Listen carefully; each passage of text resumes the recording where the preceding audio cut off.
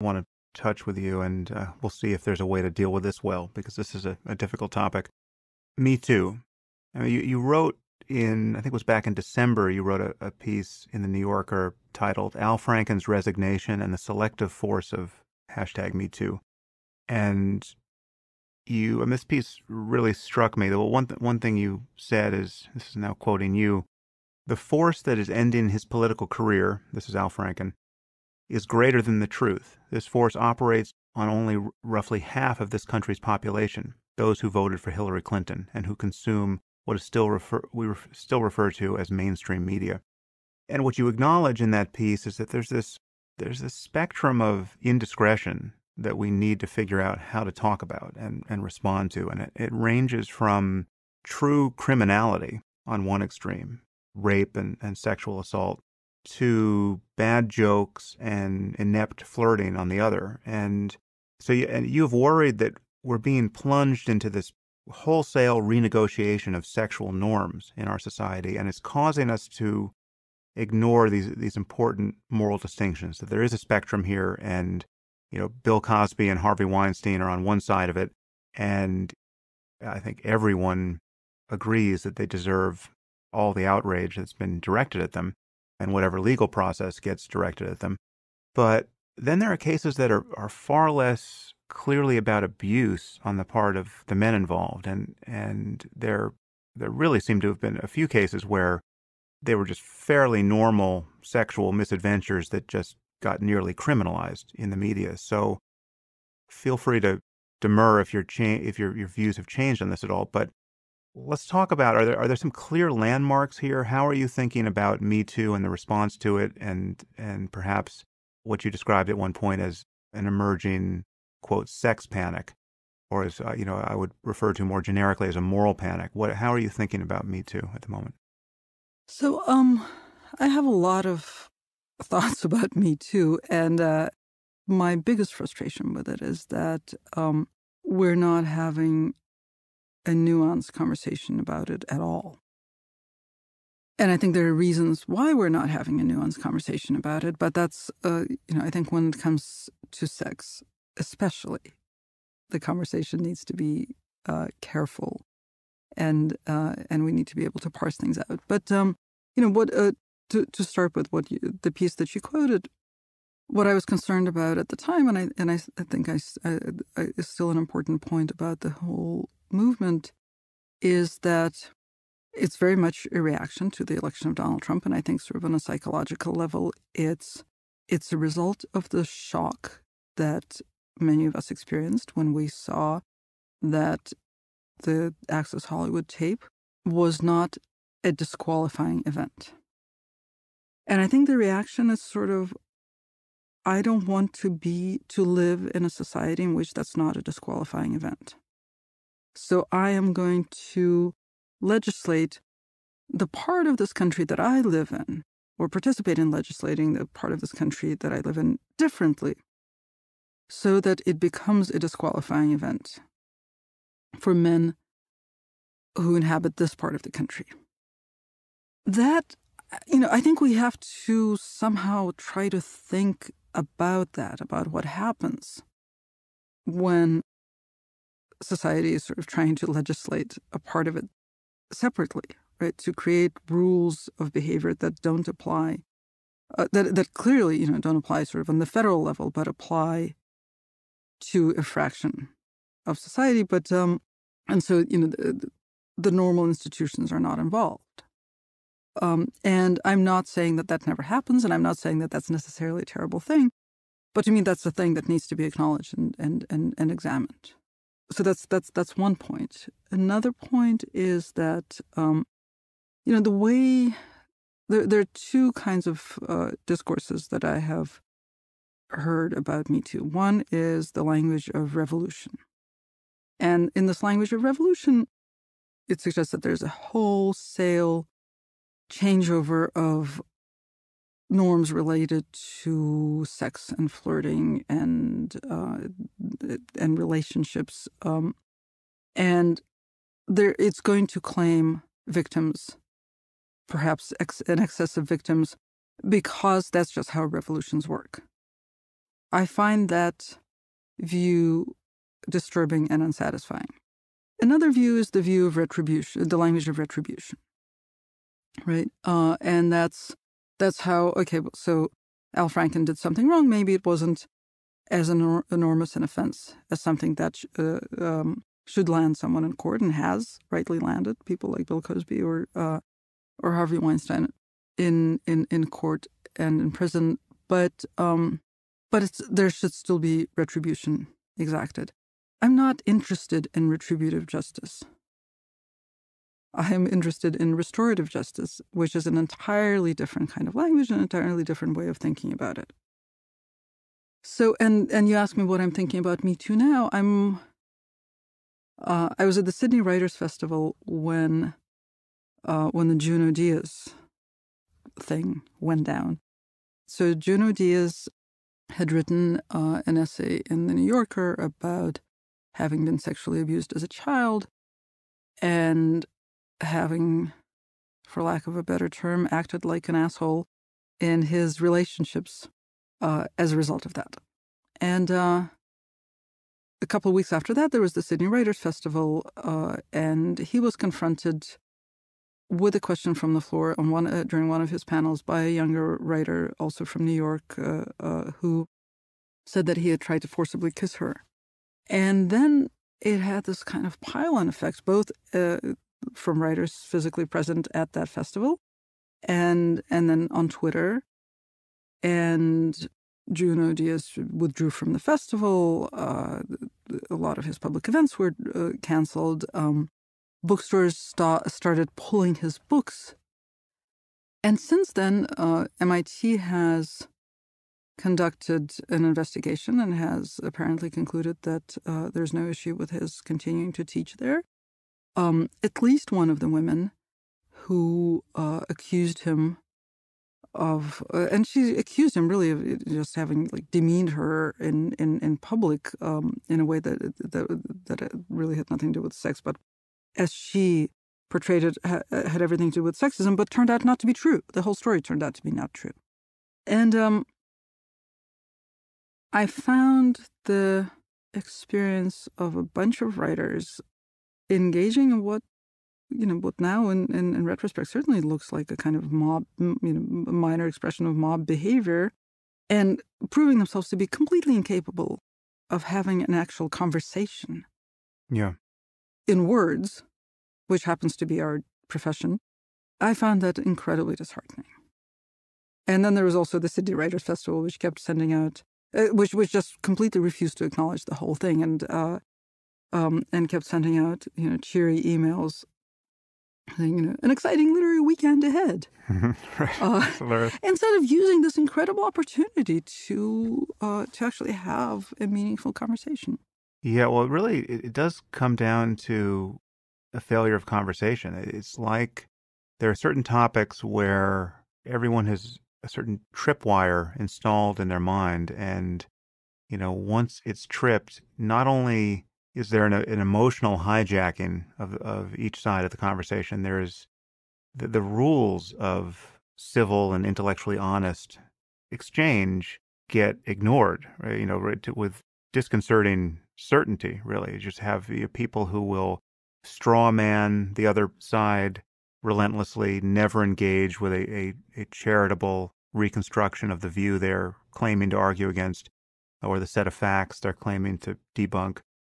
Just to take one case, which this is just a micro example of no real importance, but in hearing, the Matt Lauer case talked about, what was seized upon most often in my review of it was the fact that he had a button installed at his desk that could lock his door, right? And this was spun endlessly as some kind of rape device, right? Like he's going to lock women into his office and abuse them, as though even if this were possible, this would contain the reputational damage. I mean, like, if you could just lock a woman in, once she gets out, she's not going to tell people what happened, as though this would be any abuser's strategy. But the reality is that the button like that almost certainly served another purpose and certainly didn't lock the door from the inside. It would have locked it from the outside. It would have locked people out, right? This is a button that would be installed if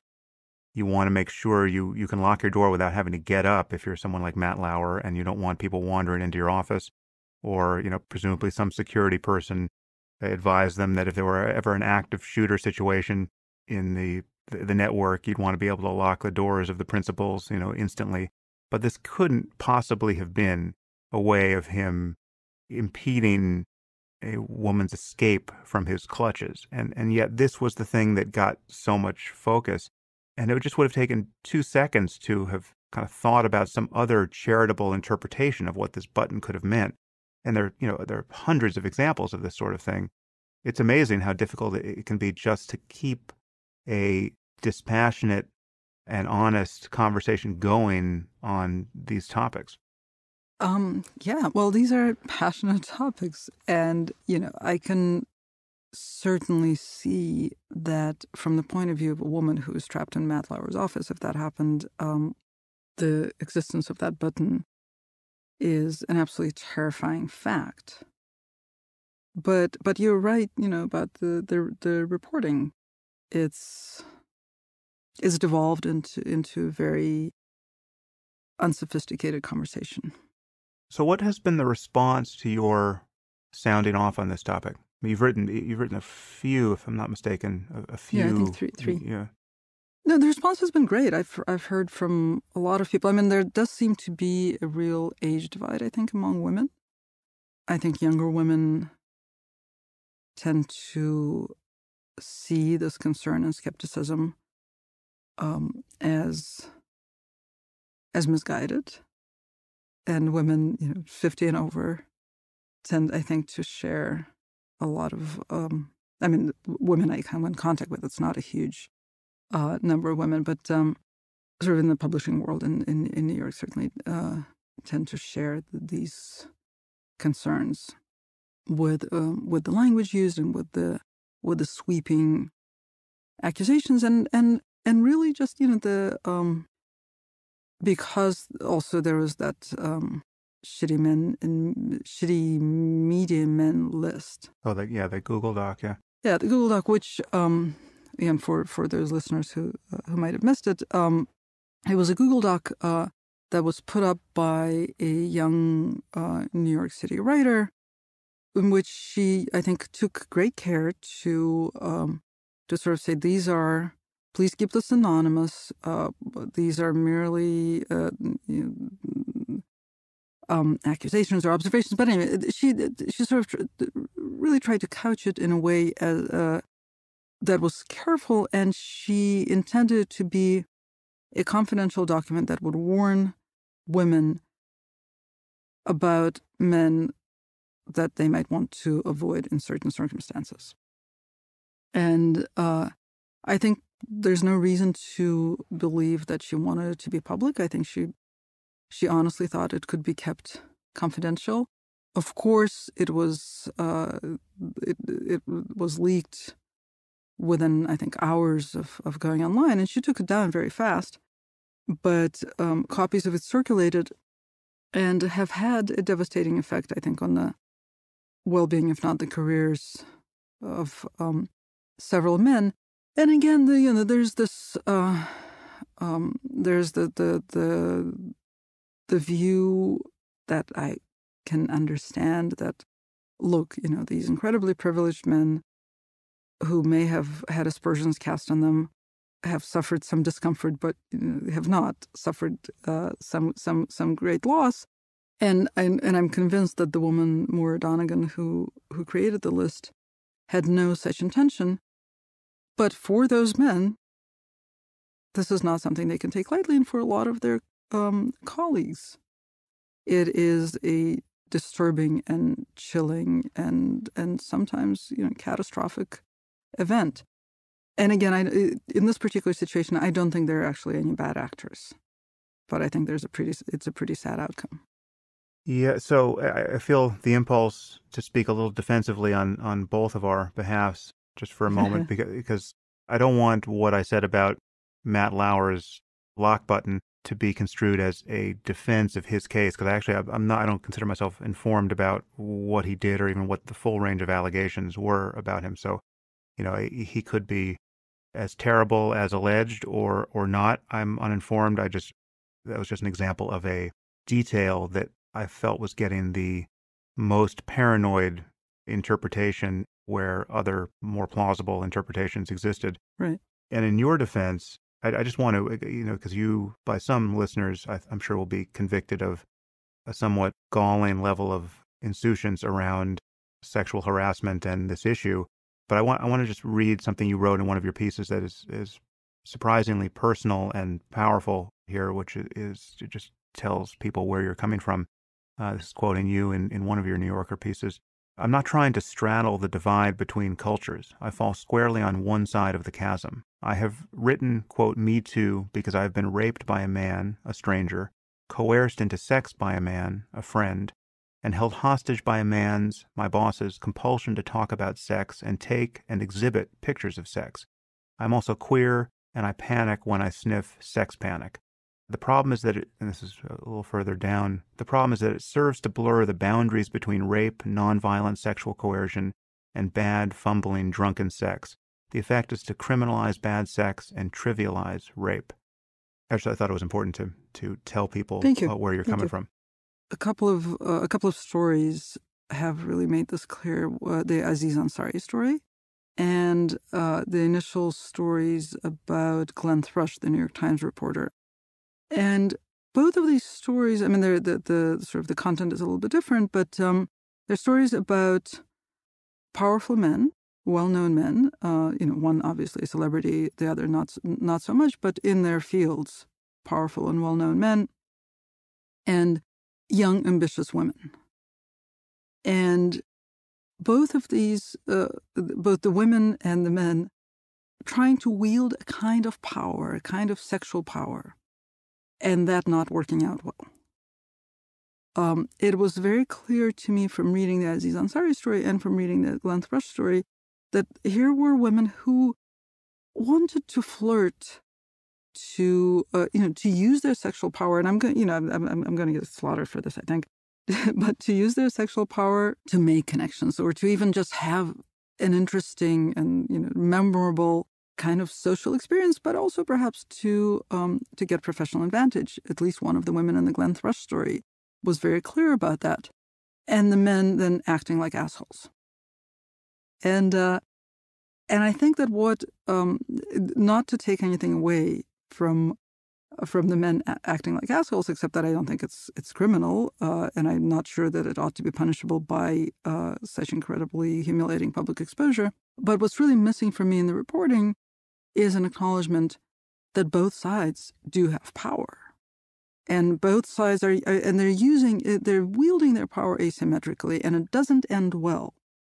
But it's not because one side is entirely powerless and the other one is entirely powerful, which is how it's framed, which is simply not an accurate reflection of how these things work in 2017, 2018.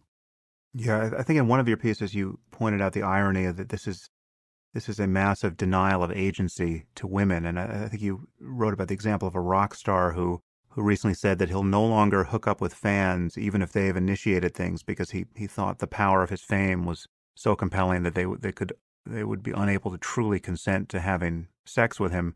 And, I don't know, I mean, we might wonder about the wisdom of being a rock star, hooking up with fans again and again, but it does suggest an almost Victorian picture of womanhood in 2018. Utterly infantilizing. Yeah. To push back a little bit against the line you've taken here, I did notice that another journalist, Rebecca Traister, responded to one of your New Yorker pieces, and I'll just read what she said here because she's someone who I've also invited on the podcast. We haven't made it work yet, but she's further to, I guess I would be tempted to call the left of any of the noises we've been making on this topic thus far. And so here she writes, Masha Gessen has written for The New Yorker with perspicacity in past weeks about how this moment risks becoming a sex panic, that one of the perils at hand as we try to parse how butt-groping or unsolicited kissing can exist on the same scale as violent rape is a reversion to attitudes about women as sexually infantilized victims. Her concerns are valid, pressing, yet I fear that the category collapse that makes Gessen anxious is being misunderstood in part because we're making a crucial category error. Because the thing that unites these varied revelations isn't necessarily sexual harm, but professional harm and power abuse. These infractions and abuses are related, sometimes they are combined, but their impact, the reasons that they are sharing conversational and journalistic space during this reckoning, need to be clarified. We must regularly remind everyone paying attention that sexual harassment is a crime not simply on the grounds that it is a sexual violation, but because it is a form of discrimination. What say you, Masha Gessen? Oh, that's an excellent point. I have really nothing to say to that because she puts it beautifully. No, that's exactly right. Right. So, but again, it fails to nominate a bright line that could guide the behavior of men and women in the workplace, it seems to me. So it's like I guess the bright line would be never hook up with someone beneath you in the hierarchy of your job, or whether you're in academia, never, if you're a professor, never hook up with one of your graduate students, or even or anyone beneath you in the ivory tower, or who could reasonably worry about their professional advancement should things go badly. Is that an algorithm we can just run everywhere and spare everyone a lot of pain? I'm not sure that that's desirable. That seems like a very appealingly legalistic way of thinking about it. But, and I know that we have Tinder now and we don't really have to flirt in the workplace. but come on. Most people don't have a whole lot of social outlets outside of work. Where else are you supposed, especially in an academic setting? Okay, well, then in the absence of that, in the absence of a clear policy, something like the Pence rule, to remind people of this, how far he takes it. But, it shouldn't surprise you. I meet many people in business, who are certainly not religious. They're not, Christian theocrats, but they follow the Pence rule that they just, don't have a meeting alone with a woman at this point, or a lunch alone with a woman. And that's its own professional harm, it seems. Absolutely. I'm not the first to point this out. Yes. Yeah, I think, and I think that needs to be worried about more. That, again, my own background is I spent so many years working in Russia, which in some ways is a more egalitarian society, in some ways is a much more sexist society than the U.S. But one of the great impediments to my work was my lack of access to bathhouses, because so many important conversations among men take place in the bathhouse, and male reporters could go to the bathhouse and I couldn't. And that to me is an image, that like it floats to the surface of my consciousness immediately when I hear about people in business not taking meetings with women alone, sort of thing. And that creates lots of meetings when they're men alone, or two men together. It's a kind of bathhouse phenomenon. Right. Well, at least in Russia, they had an alibi. They were naked and sweating in dirty water. So the women could hardly be invited. But in our context, we have no alibi. It's just going to be a nakedly harmful policy. I know we're getting to the end of your time here, Masha. Is there anything we haven't touched on? Is there any area you would want to explore for a few minutes? I know we've been all over the place, but it's been great to have you here. Thank you. No, it's, I've been following your lead and it's been very interesting. So if there's something else you want to talk about.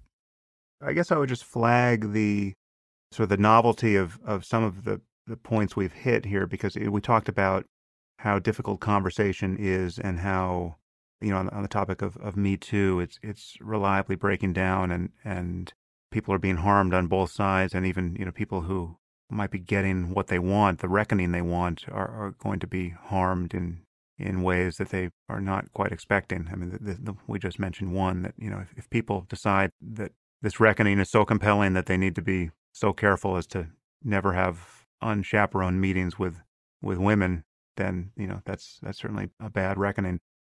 But you and I touched, when we were talking about Islam and Christianity, I was aware of us encountering a difference of opinion that our mutual audiences would perceive very differently. I mean, I don't know if you were aware of what a tightrope walk that was mutually, but so for just to fully spell it out, given, how concerned I've been about jihadism and Islamism over the years, there are many people in my audience that would perceive you're equating Christianity and Islam at this moment in history as a kind of disqualifying level of non-engagement with a huge problem. And I'm aware that there are many people in your audience who may or may not know my history of engaging with that topic, who would view my concern about the difference as I perceive it between public opinion in the Muslim community, say in the UK and other communities, as a kind of xenophobic level of Fox News inspired paranoia. And you and I are having this conversation, having to talk to both audiences and honestly represent our views. And I thought our exchange was great, and I loved. I mean, the actual piece that dropped into place for me that was truly novel was your unique vantage point, having been gay in Russia. I mean, that's the level of orthodox animus there, and so that was very interesting. But I guess the meta point I would make is that this is the kind of thing that on social media and in most kind of journalistic efforts to connect the dots for either one of these audiences, there is just a straw manning and kind of tribal level of smearing that is happening in every one of these conversations, wherein essentially the worst possible construal of one of your sentences is taken to mean that your point of view is totally beyond the pale and you shouldn't be interacted with on this topic. And it goes in both directions. And I think it's only in a long form conversation like this with sufficient principle of charity that we can navigate that. I don't know if you were viewing that part of the conversation through that lens at all, but that's what I was thinking.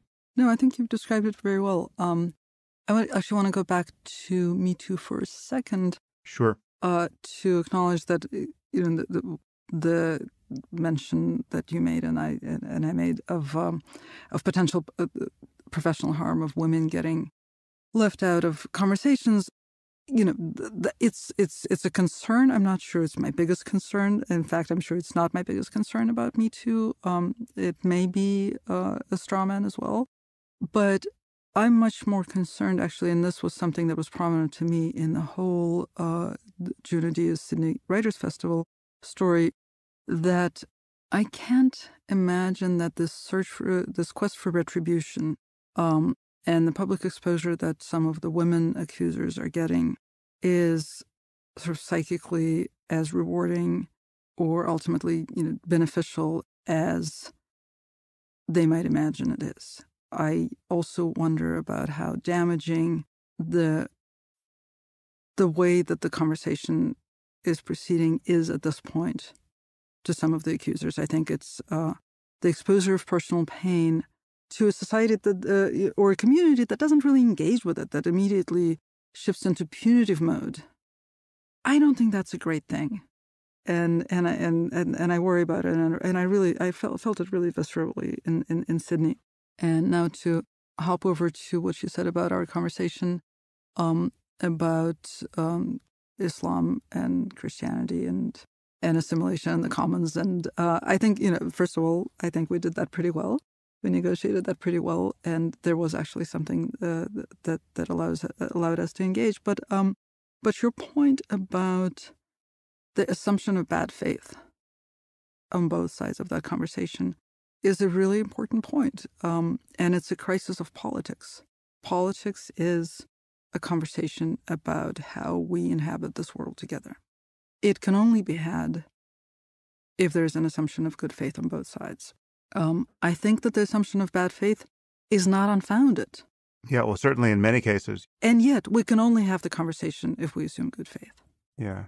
A friend of mine, Brett Weinstein, who I just did an event with, summarizes this with the aphorism that bad faith changes everything.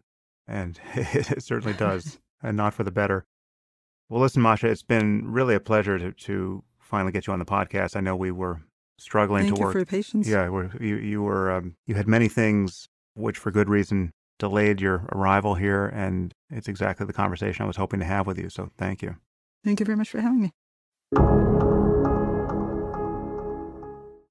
I'd like to explain why I don't run ads on the podcast, and why I've decided instead to rely entirely on listener support. And for those of you who haven't heard me talk about this, or for those who might be regular listeners but feel that I should run ads like every other podcaster, I'd like to explain my philosophy around funding this work. And you might find some of this surprising because I actually do. I don't want to run ads here, even for products and services that I love and use myself. And there are many reasons for this.